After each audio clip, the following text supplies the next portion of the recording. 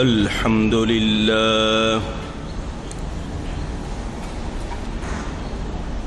الحمد لله رب العالمين والعاقبة للمتقين والصلاة والسلام على رسوله سید المرسلین رحمت للعالمین شفیع المذنبین سید الاولین والآخرین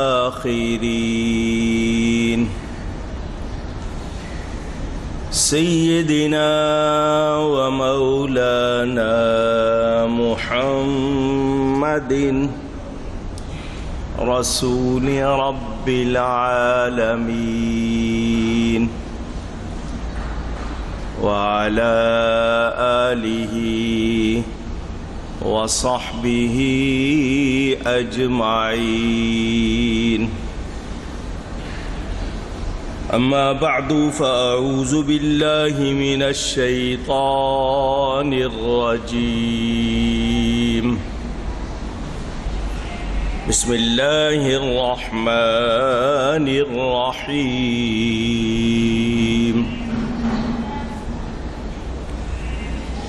الا ان اولیاء اللہ ألا إن أولياء الله لا خوف عليهم ولا هم يحزنون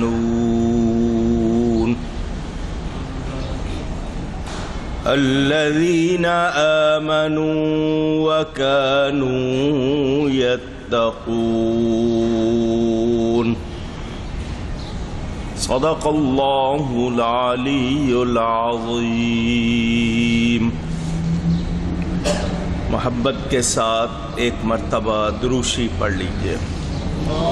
اللہم صلی علی سیدنا و مولانا محمد معدن الجود والکرم وآلہ وصحبہ وبارک وسلم۔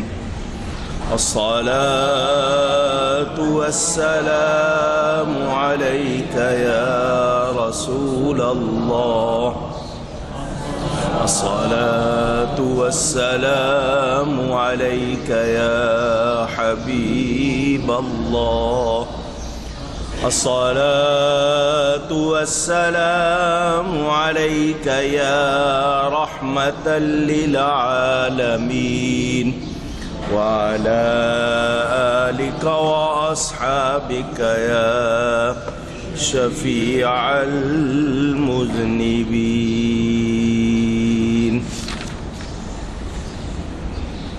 حمد و صلاۃ کے بعد قرآن کریم فرقان حمید کی دو آیتیں آپ کے سامنے برکت حاصل کرنے کے لیے تلاوت کی ہیں۔ آج ماہ ربیع الآخر، جس کو ربیع الثانی بھی کہا جاتا ہے، اس کی 11 تاریخ ہے، اور اہل محبت، اہل طریقت، اہل سنت آج سالانہ بڑی 11ویں شریف منا رہے ہیں۔ اللہ تعالی اپنے کرم سے ہم سب کو نوازے اور سیدنا غوث اعظم رضی اللہ تعالی عنہ کے فیوز و برکات عطا فرمائے۔ 3 باتیں خاص طور پر پیش کرنی ہیں، ضمناً اور بھی باتیں آئیں گی۔ پہلی بات تو یہ کہ اسلام مکمل دین ہے، اس میں کسی ازم کی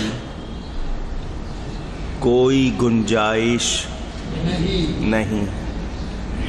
اسلام میں عزم ہے، ازم نہیں۔ صوفی ازم کے نام سے جو نظریات پیش کیے جا رہے ہیں مختلف ذریعوں سے، وہ تمام تر شریعت و سنت کے مطابق نہیں ہے۔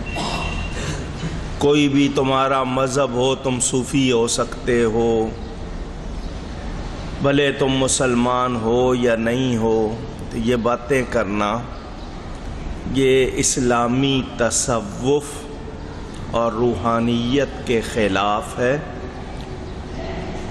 دوسری بات یہ کہ شریعت اور سنت بنیاد ہے، جو اس کا پابند نہیں وہ اڑ کے دکھائے، کتنے کرشمے دکھائے، وہ اللہ کا ولی ہو سکتا نہیں۔ دو باتیں ہو گئیں۔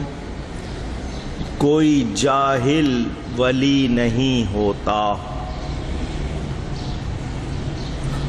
بے علم نہ تواں خدا را شناخت، جو علم نہیں رکھتا وہ خدا کو پہچانتا نہیں، تو وہ دوسروں کو کیا پہچان کرائے گا۔ اور جو ضروری بات ہے وہ یہ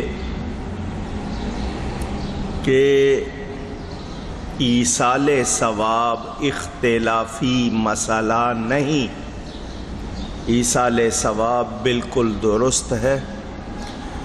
کسی خاص طریقے پر اگر کوئی اعتراض کرتا ہے تو وہ اس کا اعتراض باطل ہے، کیونکہ اگر اس طریقے کو شریعت نے منع نہیں کیا تو کوئی اور منع کر سکتا نہیں۔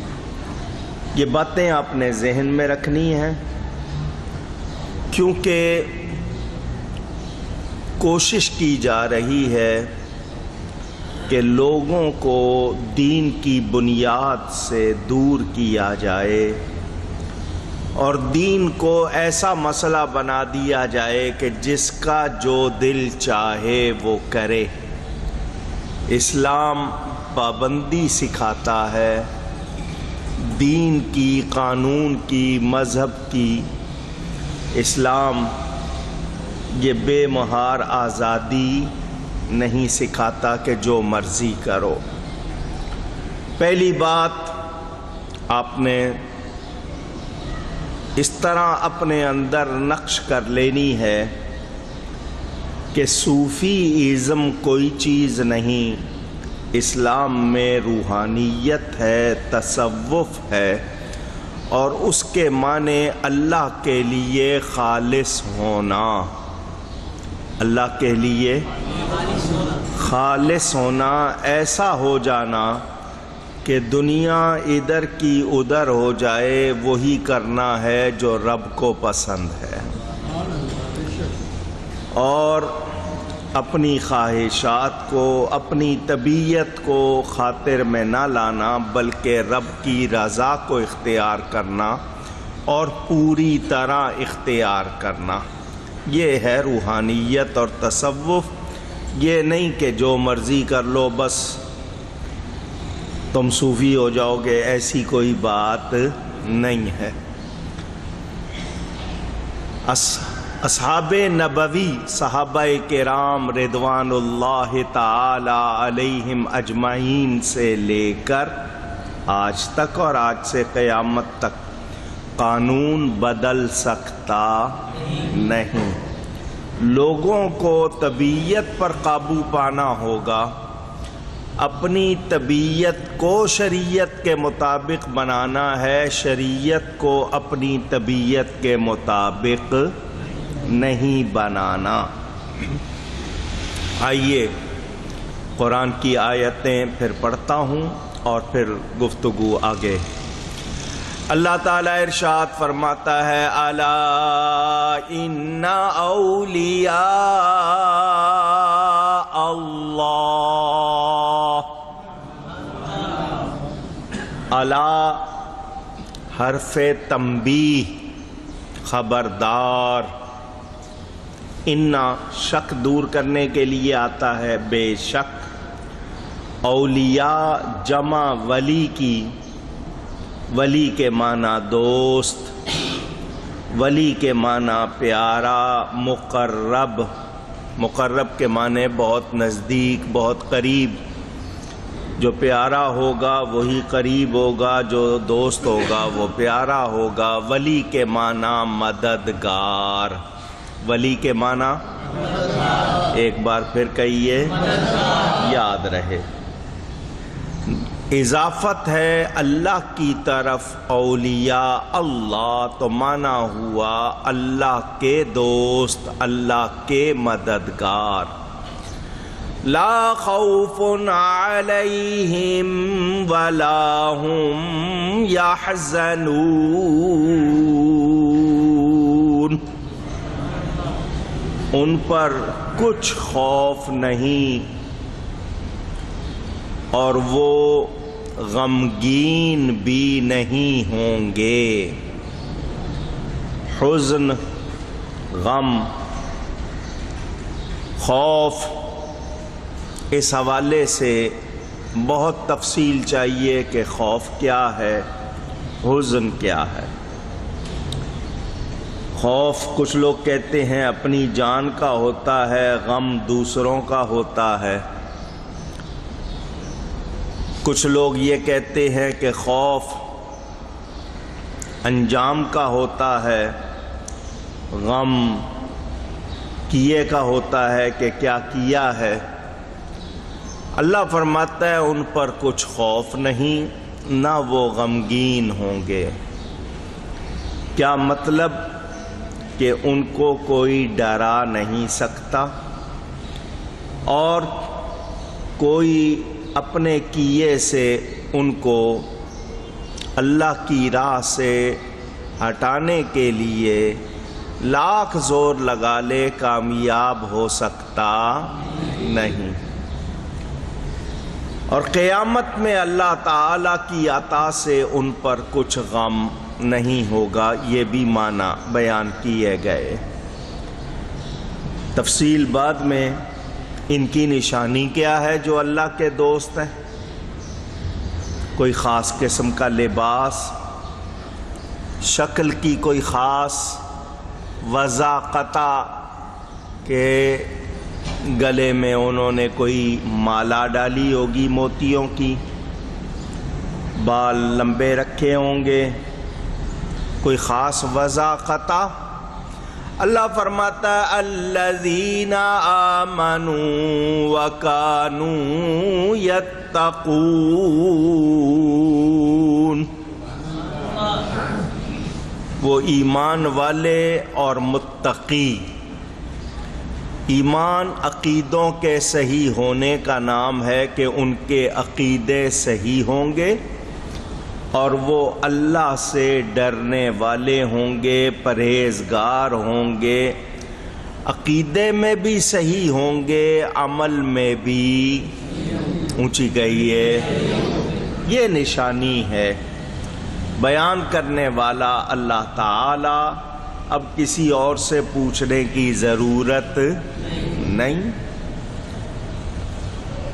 جب قرآن نے ہم کو نشانی بتا دی تو اب کوئی بنیادی نشانی اور بتائی جا سکتی نہیں۔ ہاں، جو مسئلہ ہے سمجھنے کا وہ یہ کہ اللہ تعالی نے اس بیان کو حرف تنبیہ، الا سن لو، خبردار ہو جاؤ، ہوشیار ہو جاؤ، اس سے شروع کیا ہے۔ تو اب معنی کیا ہوگا کہ جو بیان ہو رہا ہے وہ ایسا ہے کہ اس سے پہلے اپنے آپ کو ذرا سمجھدار کر لو، ہوشیار کر لو یہ اللہ کے ولیوں کا بیان ہے، کوئی عام بندوں کا بیان نہیں ہے۔ یا اللہ تیری شان بے نیازی، تو نے قرآن میں 700 جگہوں پر نماز کے لیے فرمایا، کہیں بھی الا خبردار نہیں کہا۔ زکوٰۃ کا جگہ جگہ حکم ہے، خبردار نہیں کیا۔ پہلے یہ نہیں فرمایا سن لو، جان لو، خبردار، ہوشیار، بیویئر، ایسا نہیں فرمایا۔ حج کا حکم دیا نہیں فرمایا، روزے کا حکم دیا نہیں فرمایا، اور کتنی باتیں ان میں ایسا نہیں فرمایا۔ لیکن جب ولیوں کا ذکر تو پہلے اعلیٰ فرما دیا، کیا مطلب کہ لوگ جان لیں وہ اعمال ہیں۔ نماز بڑی اہم عبادت، دین کے ستون، نماز، زکوٰۃ، روزہ، حج، مگر سن لو ایمان والے ہو کر نماز میں سستی کی، کمی کی تو سزا یا بغیر سزا کے معافی کی گنجائش ہے۔ اعمال میں کمی بیشی ہوئی تو سزا یا بغیر سزا کے نجات کا تصور ہے، مگر ولیوں کی شان میں گستاخی، بے ادبی کی تو پھر نجات کا کوئی تصور نہیں ہے۔ یہ اللہ کے دوست، اللہ کے پیاروں، اللہ کے مددگاروں کا ذکر ہے تو ان کے بارے میں احتیاط کرنی ہے۔ چنانچہ اللہ کا فرمان قرآن میں تو نہیں، حدیث قدسی، من عادی لی ولیًا فقد آذنتہ بالحرب، جو اللہ کے ولیوں سے دوستی کی بجائے دشمنی رکھے، اللہ فرماتا ہے جو میرے ولی سے دشمنی رکھے تو اسے کہہ دو مجھ سے لڑنے کے لیے تیار ہو جائے، مجھ سے لڑنے کے لیے تیار ہو جائے، خبردار کر دو اس کو، کہہ دو۔ تو اللہ سے لڑنا کوئی سمجھداری کی بات ہے؟ کوئی لڑ سکتا ہے؟ اسی لیے اعلیٰ حضرت فرماتے ہیں نا، عقل ہوتی تو خدا سے نہ لڑائی لیتے۔ اللہ جن کی شان بڑھائے، یہ گھٹانے کی کوشش کریں تو یہ اللہ سے لڑنا ہوا، تو جو اللہ سے لڑ رہا ہے وہ عقل والا ہے؟ بے عقلی کی بات ہے۔ تو قرآن نے بتا دیا کہ اللہ کے ولیوں کا معاملہ ہے، احتیاط کرنی ہے۔ کہ خبردار کہاں کیا جاتا ہے؟ جہاں خطرہ ہو، جہاں بجلی کے بورڈ پہ محکمے والے لکھ دیتے ہیں خطرہ، بے دھیانی میں ہاتھ نہ لگانا، تار کو ہاتھ لگ گیا کرنٹ لگ جائے گا، جان چلی جائے گی۔ جہاں جہاں بھی اب کے لوگ دیکھتے ہیں خطرہ ہے، وہاں پر انتباہ، ہوشیار لکھ دیتے ہیں۔ کیوں کہ وہاں خطرہ ہے۔ تو یہاں بھی خطرہ تھا تو اللہ نے الا فرما دیا، خبردار ہو جاؤ، خطرے کی بات ہے۔ بے ادبی، گستاخی ہو گئی تو پھر خیر نہیں ہے۔ ایک تو یہ بات ہو گئی۔ میں اتنا وقت نہیں کہ تفصیل میں جاؤں۔ جب یہ آیت تفسیر میں آئی تھی، مسلسل تفسیر کا بیان ہو رہا ہے، تو میں نے 3 مہینے اس پر بیان کیا تھا۔ قرآن میں کہاں کہاں الا آیا ہے، اولیاء کا لفظ کہاں کہاں آیا ہے، ولی کا لفظ کہاں کہاں آیا ہے، مولا کا لفظ کہاں کہاں آیا ہے، وہ سارا بیان کیا تھا۔ 3 مہینے یعنی 12-13 جمعے لگائے تھے، تب جا کے اس آیت کی تھوڑی سی تفسیر کی تھی۔ اب وہ ساری ایک جمعے میں تو دوہرا نہیں سکتا، آپ کو صرف بتا رہا ہوں۔ اولیاء جمع ولی کی، ولی کے معنی مددگار، اضافت ہے، نسبت ہے اللہ سے، تو اللہ کے مددگار۔ آپ بار بار سنتے ہیں کہ اللہ تعالی کو کسی کی کسی طرح بھی حاجت نہیں ہے، ضرورت نہیں، سب اس سے مدد مانگتے ہیں۔ ایاک نعبد و ایاک نستعین، ہر رکعت میں کہتے ہیں ہم تیری ہی عبادت کریں، تجھی سے مدد چاہیں۔ تو جب بار بار یہ کہتے ہیں اور کہ تجھی سے مدد چاہیں تو پھر اللہ کے مددگار کا کیا مطلب؟ تو واضح کر دوں، اللہ کو مدد کی ضرورت نہیں، ہمیں ضرورت ہے، ہمیں ضرورت۔ ورنہ سیدھا سادہ سوال ہے میرا، کوئی مشکل نہیں، بہت آسان سیدھا سادہ سوال ہے کہ پھر کوئی یہ کہے کہ نہیں کوئی مدد نہیں، کوئی تصور نہیں، تو پھر سوال یہ ہے کہ اللہ نے ولی بنائے کیوں ہیں؟ سیدھا سا سوال، نبی ولی بنائے کیوں؟ اللہ کو تو کوئی ضرورت نہیں، پھر بنائے کیوں ہیں؟ اور یہ اچھی طرح ہم جانتے ہیں کہ اللہ نے بغیر فائدے نقصان، بغیر مقصد کے کوئی بھی بنایا، ایک تنکا بھی بیکار بنایا نہیں۔ تو جب اس نے اتنی شان والے ولی اور ان کا بیان ہمیں خبردار کر کے کیا جا رہا ہے تو ہمیں سمجھنا ہوگا، ہمیں یہ جاننا ہوگا کہ جو اللہ کے ولی ہیں ان کا معاملہ ہمیں پہچاننا ہوگا کہ اللہ کو ضرورت نہیں ہے، ہمیں ضرورت ہے۔ اللہ تعالی کو جاننے، اس کو پہچاننے، اس کا فیض پانے کے لیے ہمیں ضرورت ہے، اور یہ ضرورت ہمیں رہتی ہے۔ اسی لیے اللہ نے ولیوں کا سلسلہ، نبیوں کا سلسلہ حضور صلی اللہ علیہ وسلم پر ختم ہو گیا، اب یہ ولیوں کا سلسلہ قیامت تک رہے گا۔ ایک بھی ولی جب تک زندہ ہے زمین پر قیامت نہیں آئے گی۔ اب ولیوں کی قسمیں ہیں، وہبی ہوتے ہیں، کسبی ہوتے ہیں، فطری ہوتے ہیں۔ پہلی قسم فطری، پھر وہبی، اور تیسری کسبی۔ اب ان کی بھی ایک پوری تفصیل ہے۔ فطری پیدا ہی ولی ہوتے ہیں، پیدا ہی ولی ہوتے ہیں، یہ فطری ہو گئے، آسان کر کے مختصر۔ وہبی جن کو اللہ تعالی نوازتا ہے،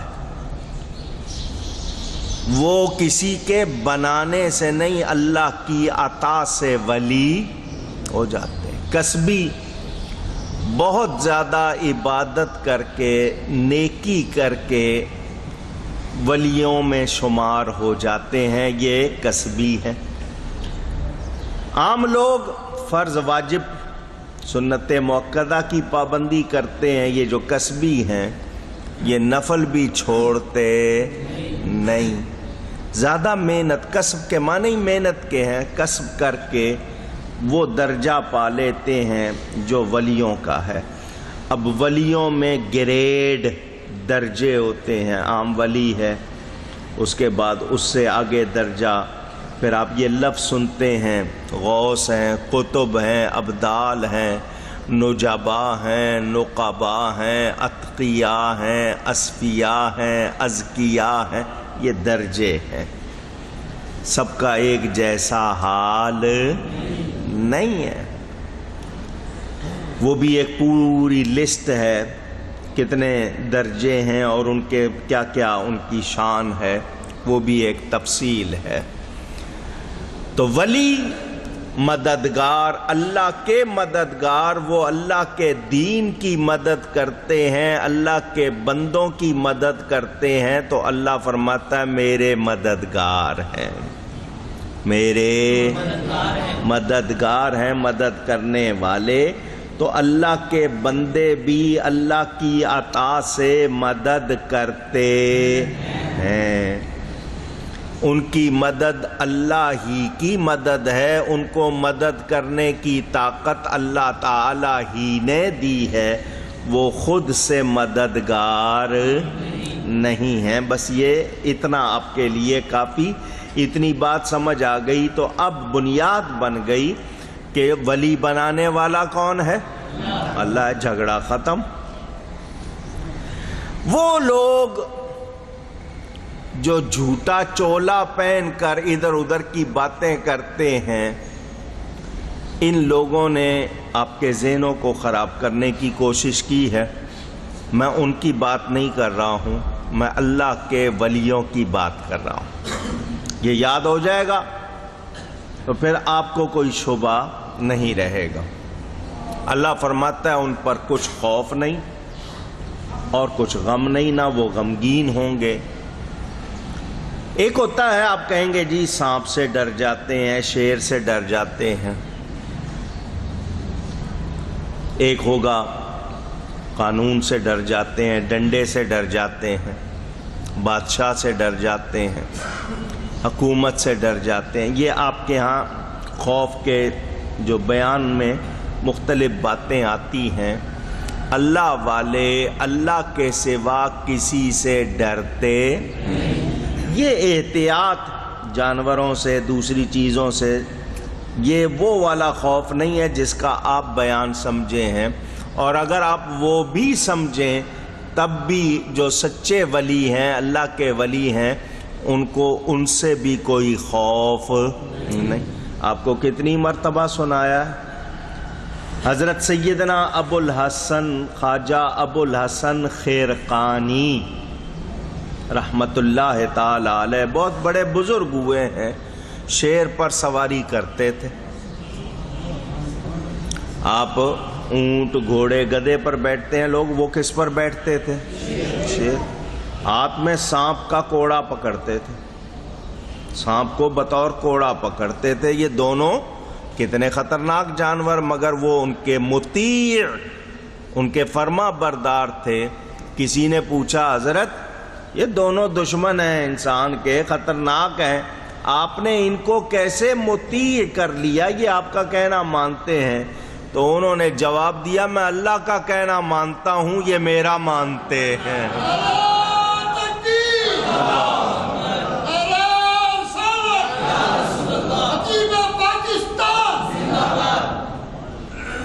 آپ کو بات سنا رہا ہوں. لہذا وہ لوگ جو اس طرح کی بات کریں کہ جی جانوروں کا خوف، تو وہ ان لوگوں کی بات غالباً حضرت عبداللہ ابن عمر رضی اللہ تعالی، نبی پاک صلی اللہ علیہ وسلم کے صحابی کا اگر مجھے نام صحیح یاد ہے، ان کا واقعہ ہے. وہ آ رہے تھے کہیں سواری پر، آگے لوگ دوڑ رہے تھے، ادھر ادھر ہو رہے تھے. تو کسی سے پوچھا کیا ہو گیا؟ انہوں نے کہا جی شیر آ گیا بستی میں، آبادی میں شیر آ گیا، ڈر کے لوگ بھاگ رہے ہیں. تو حضرت سواری سے اترے، شیر کا جا کے کان پکڑا. کان ہم لوگ تو بھاگنے والوں میں سے ہیں نا. انہوں نے جا کے شیر کا یہ تیرا علاقہ نہیں ہے، تو یہاں لوگوں کو پریشان کیوں کر رہا ہے، اپنے علاقے میں جا. اتنا فرمایا، آپ نے اس کا کان پکڑ کے ادھر منہ کیا، وہ ادھر چلا گیا. اللہ والے اللہ کے سوا کسی سے ڈرتے. بات منہ پر آ گئی ہے، روک نہیں رہا، سنا دیتا ہوں. کچھ لوگ تھے، اصل میں آپ لوگ اس سے صحیح مطلب کبھی کبھی نہیں نکالتے، تو ایسی باتیں کرتے ہوئے ہر ایک کے سامنے آسانی نہیں، یہ خاص لوگوں کی بات ہے. ایک اللہ والے تھے، ان کے پاس کچھ لوگ چلے گئے، وہ بڑے اچھے قاری تھے، صاف زبان میں پڑھنے والے تھے. جن کے پاس گئے تھے وہ ذرا دیہاتی انداز تھا ان کا. جب ان کے پاس نماز پڑھی تو ان کو اندازہ ہوا کہ یہ سادہ لہجے میں پڑھتے ہیں، ہم لوگ قراءت کرتے ہیں تجوید کے ساتھ. ان کو تو وہ بھی نہیں آتی. وہ آپس میں باتیں کرتے سو گئے. صبح وہ جو حوض تھا